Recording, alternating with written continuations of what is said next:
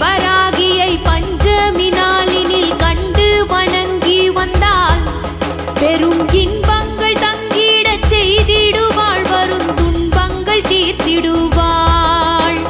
சிங்கத்தின் மீதினில் வந்தருள் செய்திடும் சிந்துர வண்ணத்தினாள், அன்னை செங்கையில் சங்குடன் சக்கரம் கொண்டவள் விஷ்ணுவின் அம்சத்தினாள்.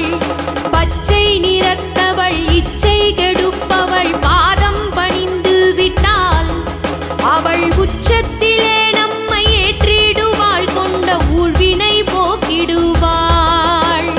சர்க்கரை வள்ளியும் செங்கரும்பும் தித்திக்கும் மாதுளமும் தினம்